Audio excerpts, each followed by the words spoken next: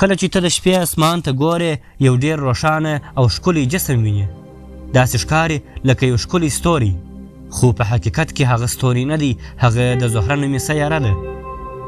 یوه داسې نړۍ چې له لرې ښکلې ښکاري خو نږدې د جهنم په شان ده.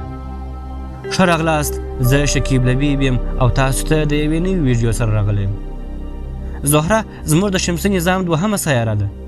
دا په لمریز نظام کې له عطارد څخه وروسته موقعیت لري. په اندازه کې دا له ځمکې سره ډېره ورته ده. د همدې لپاره ساینسپوهان کله کله ورته د ځمکې خور وایي.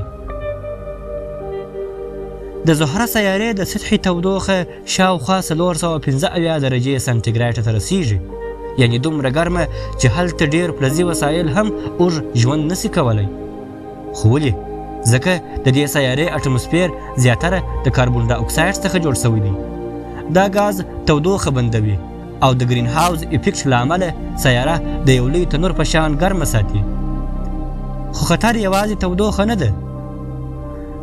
د زهرې وریځې د عادي اوبو نه دي، بلکې دا اسیدي ذرات لري، یعنی هلته تیزابي وریځې دي، یو داسې چاپیریال چې د ژوند لپاره تقریبا ناممکن دی.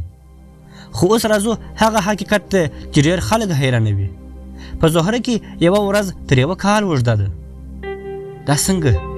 ځکه زهره د لمر شاوخوا خپل سفر په شاوخوا 225 ځمکنیو ورځو کې بشپړوي، خو پر خپل محور یو ځل تاوېدنه نږدې 243 ورځې اخلي، یعنی هلته ورځ له کاله څخه اوږده ده. اوس که انسان هلته کښته سي څه به وسي؟ تصور وکړه یو انسان د زهرې سیارې سطحې ته کښته سو، له یوې خوا سخته تودوخه، له بلې خوا درنه فضا او له پورته تیزابي ورځې، داسې چاپیریال چې د انسان د بقا لپاره تقریبا ناممکن دی. اوس پوښتنه دا ده چې ولې د دې سیارې محوري دوران تر انتقالي دوران ورو دی؟ په دې اړه لا ساینسي پلټنې روانې دي، خو ستاسو نظر په کمنټ کې ولیکئ. راتلونکې برخه به د ځمکې سیارې ته ځانګړې کړو، نو زموږ صفحه تعقیب او فالو کړئ. مننه.